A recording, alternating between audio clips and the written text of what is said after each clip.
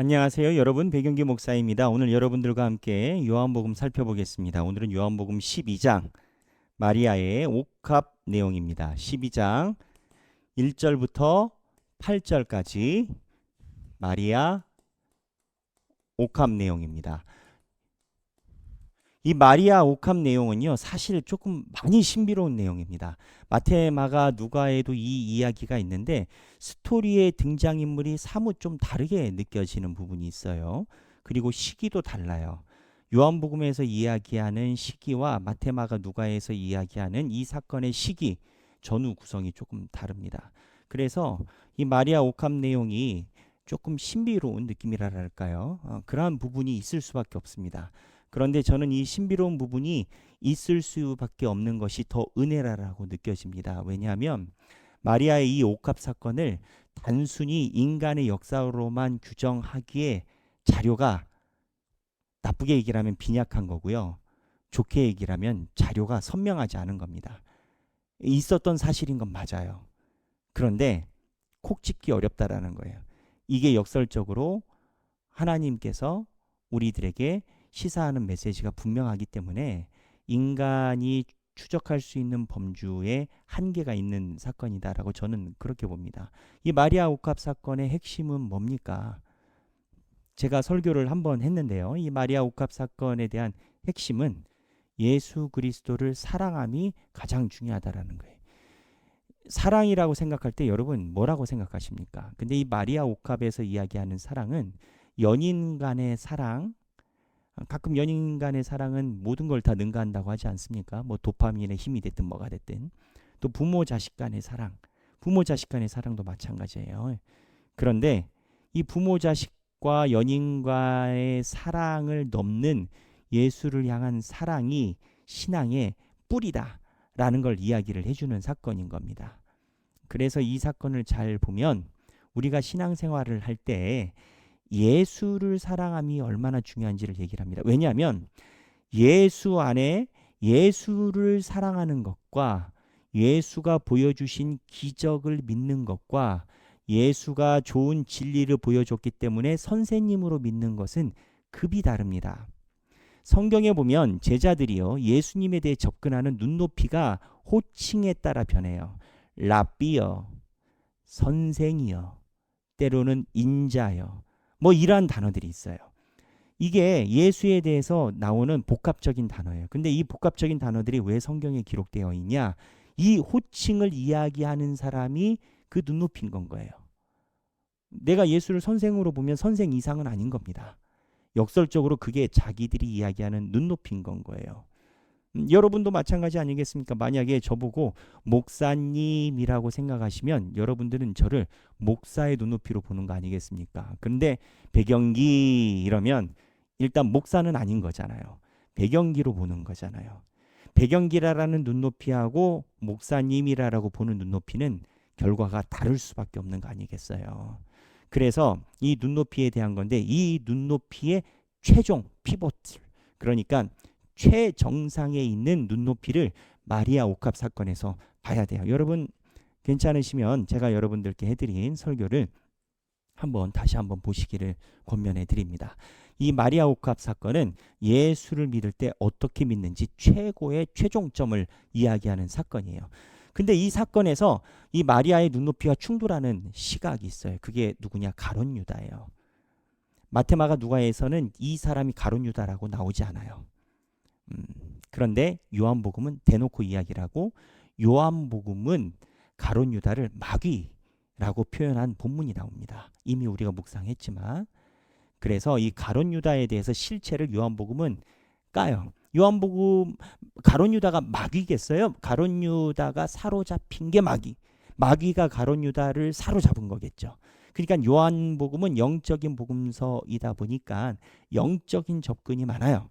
마리아 사건도 핵심을 이야기를 해요. 예수를 사랑함. 이거는 현실의 문제를 뛰어넘은 영적인 문제인 거고 가룟 유다는 마귀인 거예요. 근데 이 사건에서 가룟 유다가 보여주는 식견이 있습니다. 그 식견이 아주 논리적이에요. 그리고 아주 성서적으로 보여요. 근데 예수님이 그거를 콕 집으세요. 자, 그러면 무슨 스토리인지 이 개요를 보고 이야기를 할게요. 첫 번째 개요인데 300데나리온짜리 향유를, 자, 그 당시에 1데나리온이 하루 임금이래요. 만약에 여러분들이 연봉이 3천이다. 그럼 3천인 거고요. 5천이다 하면 5천인 거고요. 이 정도의 액수를 예수님 앞에 부어버린 겁니다. 한 방에. 3천만 원, 5천만 원, 1억. 그랬더니 가룟 유다가 역정내요. 뭐라고 역정내죠? 가난한 자들. 명분이에요. 가난한 자들한테 나눠주면, 가룟 유다가 뭐라고 얘기를 했냐면 5절에 이 향유를 어찌하여 300데나리온에 팔아 가난한 자들에게 주지 아니하였더냐. 가난한 자들. 제법 설득력 있지 않나요, 여러분? 저는 설득력 있는 것 같아요. 이 가난한 자들이라고 이야기를 할 때 누구를 저격한 겁니까? 우리는 마리아만 저격했다라고 얘기를 하잖아요. 아니에요. 예수를 저격한 거예요. 왜 예수를 저격했는지 아십니까? 예수님이 이거를 받고 있잖아요. 예수님이 아무것도 안 하고 있잖아요. 그러니까 결국 가룟 유다는 마리아를 저격한 게 아니고 공개적인 석상에서 이 정도 기본적인 원리도 모르냐라고 예수한테 접근하는 거예요. 이거 희한하지 않습니까, 여러분? 희한하지 않습니까? 그림이 마리아는 예수님께 향유 옥합을 깨뜨리고 있는데, 붓고 있는데, 요한복음은 붓는다라고 나오니까 예수님의 제자인 가룟 유다는 예수를 저격하고 있어요. 그 이유가 뭐? 돈 때문에. 그 다음에 나와요. 여기 보면 도둑이라 돈꾀를 맞고 거기에 넣는 것을 훔쳐갑니다. 가룟 유다가 이제 도둑이라는 거예요. 그 훔쳐갑니다. 이거는 공식적으로 이야기한 내용이 아니죠. 예수님 머릿속에 있는 내용이죠. 그렇지 않겠습니까?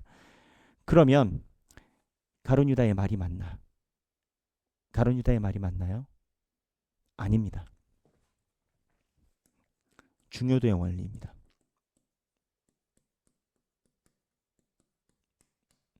이 부분이 신앙에서 매우 중요해요. 예수님이 가룟 유다가 이야기했을 때 어떻게 했습니까? 예수님이요, 여기에선 반론해버려요. 예수님은 가만히 안 계십니다. 지금 시간 순서에 의하면 요한복음은요, 이 향유 옥합 사건이 예수님이 금요일날 십자가에 못 박히셨으면 그 전주 토요일에 있는 사건이에요. 예루살렘 성전에 들어갈 때 이 이야기입니다. 요한복음은 여기에다가 배치를 해놓고 있어요. 근데 예수님이 반론해요. 그를 가만두어 나의 장례할 날을 위하여 그것을 간직하게 하라. 가난한 자들은 항상 너희와 함께 있거니와 나는 항상 있지 아니하니라. 예수님이 무엇을 이야기를 해요? 중요도의 우선순위. 그럼 예수님은 무엇을 중요하게 여기고 우선순위로 여겼나요? 바로 예수님의 마음입니다. 사랑이에요. 예수님의 마음을 헤아리고 사랑하는 마음을 우선순위에 둔 거예요. 예수님의 마음이 여기서 어땠을까요?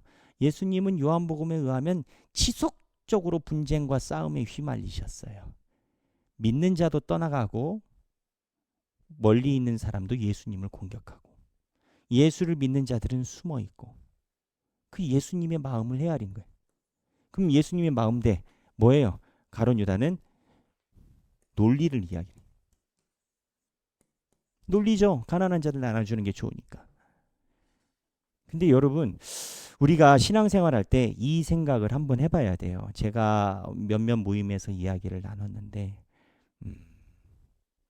우리도 우리가 생각하는 교회에 대한 상이 있어요. 교회에 대한 상이 없는 사람은 없습니다. 근데 현대는 뭐 공정함, 투명함, 깨끗함 이런 거에 대해서 굉장한 조명과 존경을 받는 시대가 되었어요. 어쨌든 민주주의나 그런 것이 그런 원칙이잖아요. 그래서 교회에서 그런 원리를 가지고 체계, 공정함, 투명함, 조직, 시스템 이런 거에 사람들이 매진하는 경우가 있습니다. 여러분 그게 나쁘다라는 게 아니에요. 그게 틀렸다라는 게 아니고 그게 싫다라는 게 아니에요. 근데 여러분 그게 이루어진다고 신앙이 늘어나는 건 다른 얘기예요. 그거는 사실은 신앙이 앞서면 하나님께서 차후 정리해 주실 만한 내용이고 또 그렇게 정리해 가실 내용인 건 거예요. 가룟 유다가 가난한 자들을 도와야 되겠다라는 것이 가룟 유다뿐만 아니라 그 당시 예수님을 따르던 사람들이 꿈꿨던 유토피아였다라는 거예요. 오병이어 사건 때 떡을 가지고 예수님 보고 왕 삼으려고 했잖아요. 왜? 가난한 자들에게 떡과 빵을 줄 수가 있으니까, 떡과 물고기를 줄 수가 있으니까. 그러니까 이들이 생각하는 유토피아에 대한 논리가 있는데 이 논리가 있는 사람은 그래도 신앙생활 한 사람이에요.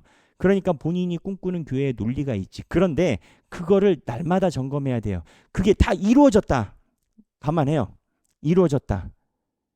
이루어졌을 때 그 안에 예수님의 마음이 있냐고요. 그건 다른 거예요. 그 지금은 이 중요대한 우선순위가 우리가 생각하는 논리가 먼저냐 예수님의 마음이 먼저냐인 거예요. 뭐가 중요하고 뭐가 우선인 거는 예수님이 정하시는 거예요. 우리가 아니. 그러니까 예수님이 지금 이게 잘못됐다라고 이야기하는 게 아니에요. 근데 예수님이 지금 이야기하는 것은 모든 논리의 가장 우선되는 최우선순위가 예수를 사랑하는 마음이라는 거예요. 그래서 여기 보면 가룟 유다가 왜 이렇게 됐냐 보면 예수님의 마음이 아니라 다른 것을 더 소중히 여겼기 때문이에요. 마태복음 16장 마태복음 여기다 쓸게요. 마태복음 16장 26절이에요. 제가 한번 살펴볼게요. 여러분 이거를 봐야 돼요. 마태복음 16장 26절인데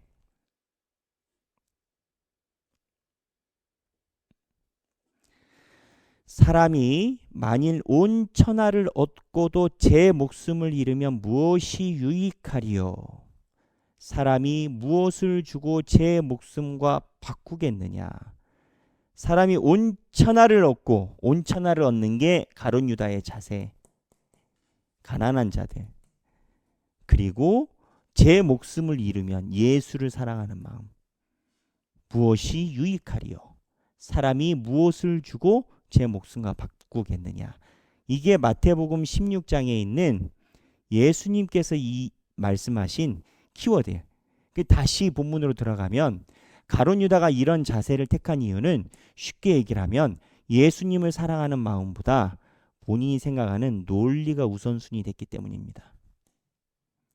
예수님을 사랑하는 마음보다 본인이 생각하는 논리가 우선이 됐기 때문입니다. 여러분 생각이 필요해요. 논리나 우리가 사고가 필요 없다라는 게 아니에요. 예수님 마음속에 있는 생각이어야 되고 예수님 마음속에 있는 논리여야 된다라는 거예요. 가룟 유다는 예수님이 앞에 있는데도 예수님이 없는 논리인 거예요. 예수님이 앞에 있는데 예수님이 없는 논리인 거예요. 마리아는 예수님이 앞에 있기 때문에 예수님만 있는 논리인 건 거예요. 이게 차이인 건 거예요. 생각하기 신앙생활은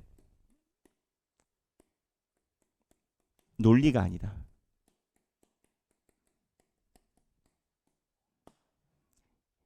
예수님 사랑이다. 이거를 우리는 알아야 돼. 두 번째, 예수의 반론을 봐야 돼요. 예수님이 가룟 유다가 한 논리, 가난한 자들 이 논리를 예수님이 직접 반대하셨어요.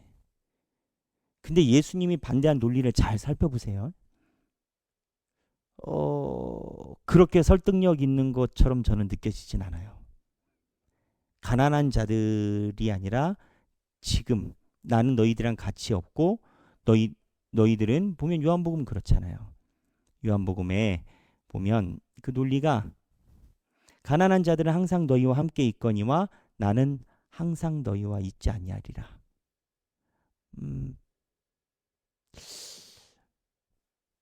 우리는 무엇을 해야 될까요? 예수님은 사실은 이 내용이 설득은 아닙니다. 설득은 아니고 선포예요. 그냥 지시예요. 명분이에요. 근데 이 명분을 예수님이 왜 지금 이 순간에 하셨을까요? 이제 그 다음 날에 예루살렘에 들어갑니다. 그리고 예수님을 따르는 무리들이 있습니다. 그리고 그 무리들로 인해서 예수님이 입성을 하게 되는데, 예수님이 왜 반론을 했냐, 이거를 잘 생각을 해보면 교회 내 예수님을 따르는 자들 안에, 교회가 이제 예수님의 몸이니까 교회로 비교하자면 가룟 유다의 논리가 맞다라고 하는 것을 예수님이 걷어낸 건가요. 근데 걷어낸 방식이 가룟 유다의 논리 안에서 설득한 게 아니고 그냥 예수님이 보는 인식을 얘기했을 뿐인 건가요. 무엇을 얘기를 하느냐? 결국 우리의 공동체도 어떠한 논리가 주가 되느냐에 따라서 분위기가 달라집니다. 가룟 유다가 이야기를 하고 예수님이 만약에 아무 대답을 안 했다면 저게 최소 암묵적 동의까지는 받을 수 있는 상황이었어요. 하지만 오늘 본문에 보면 예수님이 대놓고 이야기를 해요. 대놓고. 예수님이 이제 호산나 다윗의 자손에 들어가기 전이라는 거죠. 그래서 예수님을 따르는 제자의 무리라면 예수님이 강하게 반발을 하셔서 예수님이 이야기한 논리가 있고 가룟 유다의 논리 두 개 있는 거예요. 우리 입장에선 무엇을 따를 것이냐라는, 따르는 자의 무엇을 따르는 것이냐 입장이 나오지만, 그렇지만 우리가 예수님의 제자라면, 예수님이 없었다면 가룟 유다가 이야기한 논리에 대해서 누군가는 이야기를 하는 일이 있었겠죠. 왜? 싸우려고 그런 게 아니에요.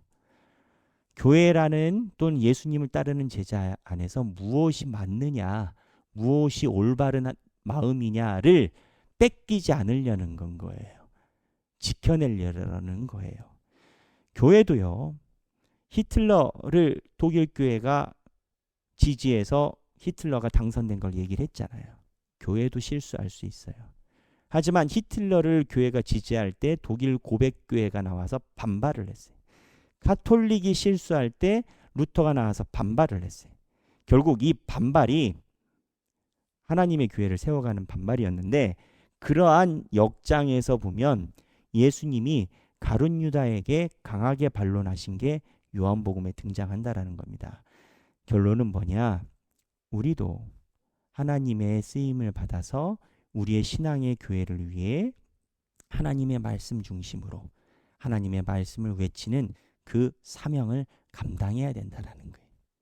교회는 하나님이 살아계셔서 하나님이 운영하십니다. 하나님의 말씀과 하나님이 사랑하시는 마음이 선포되는 자리가 교회여야 합니다. 오늘 행복한 성경 읽기 하시고요. 칼빈의 매일 묵상, 복음을 품고 기도하라. 이 복음이 뭐겠어요? 네, 예수 그리스도가 주신 선물이지만 우리 또한 하나님을 사랑하는 마음으로 하나님의 식견으로 따라가는 게 복음인 겁니다. 복음이 그래요. 우리는 예수 그리스도의 복음으로 죄인이 살아났다라고 우리는 감사하지만, 안 믿는 사람들은요, 똑같은 복음을 들으면 뭐라고 하는 줄 아세요? 내가 뭔 잘못했길래 나보고 죄인이라고 하느냐, 탁 튀어나와요. 재밌지 않아요? 근데 어느 식견을 잡느냐가 복음의 자녀냐 아니냐는 건 거예요. 그렇잖아요. 그래서 오늘 칼빈의 매일 묵상까지 보시고 행복한 성경 읽기 되시는 여러분 되시길 바랍니다. 감사합니다.